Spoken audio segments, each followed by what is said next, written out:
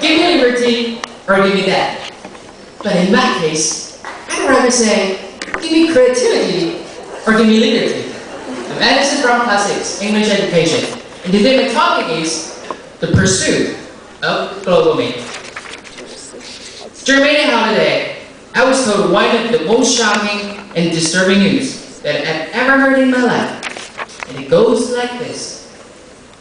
A man in Austria kidnapped his own daughter and imprisoned her in a windowless cellar underneath their house for 24 years, during which time he repeatedly beat and sexually abused her and fathered 7 of her children.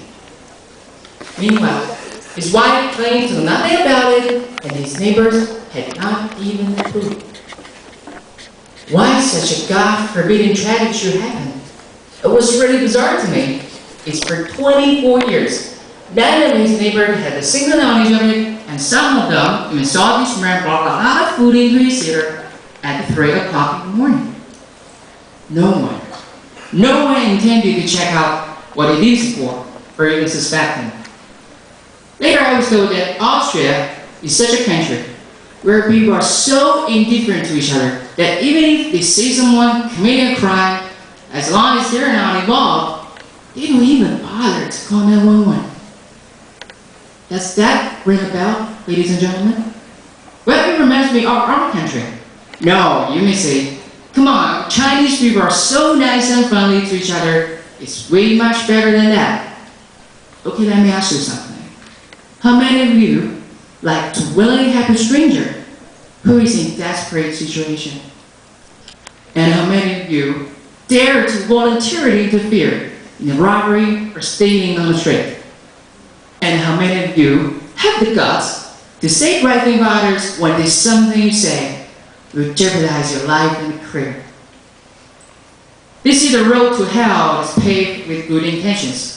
But if the good intention is not even traceable among us, then what is the difference between hell and our world? Well, the other contestants are busy depicting the roles they play in globalization with all due respect. I'm afraid they ignored one crucial point, which is we are also part of the globe. Not only are we the citizens of China, but also the globalizers of the world.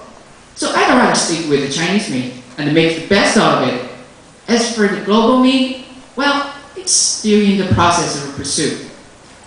I'm not a pessimist whatsoever. On the contrary, the goodnesses in human race are always my firm belief, because God endows us with the free will, with which we can make a change, like Obama does, to bridge the gap between indifference and acquaintance, to build up the courage of facing the evil and injustice, to sacrifice ourselves for the greater good, and make the world a better place.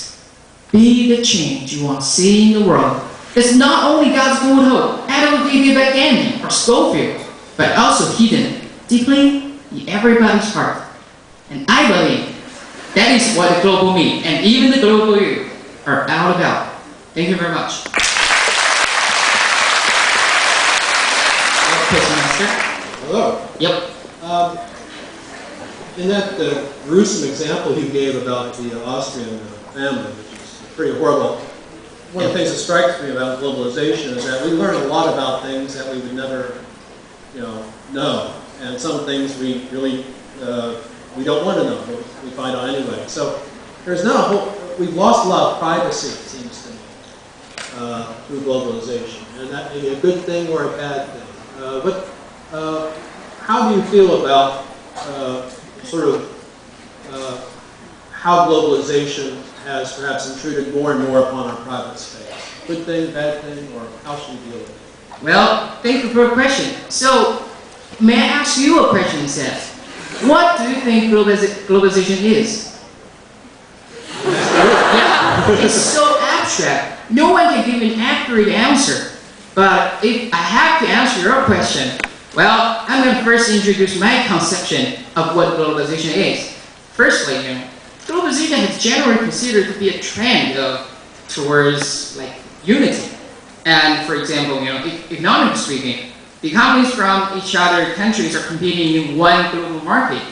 And just take politics as an example, Those countries in different regions are of same interest. They tend to form one single group, such as, NATO, APEC, something like that. And even culturally speaking, nowadays we all begin to learn English, which, we're trying to climb the Tower of Babel, which seems like a challenge to God. Anyway, our Chinese culture, not only we are learning, but also just like those guys mentioned, some Confucius institutions are located in different countries of the world. So nowadays, all people are learning it, not only us.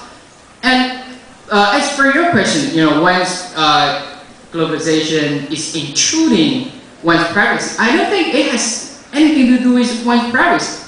Your privacy is something I respect, but it doesn't have anything to do with my being acquainted to you. Nowadays, it seems the trend that we're becoming more indifferent to each other, and this has led to the serious consequences, like I mentioned about in my speech. So, how to avoid this kind of problem? That is through individuals' effort. Yeah, you may complain that individual effort is so little, but do you know that as small as butterfly's flutter can end up in the other way around to cause a typhoon? But what we need to do is just get united and make the world a better place. Thank you very much.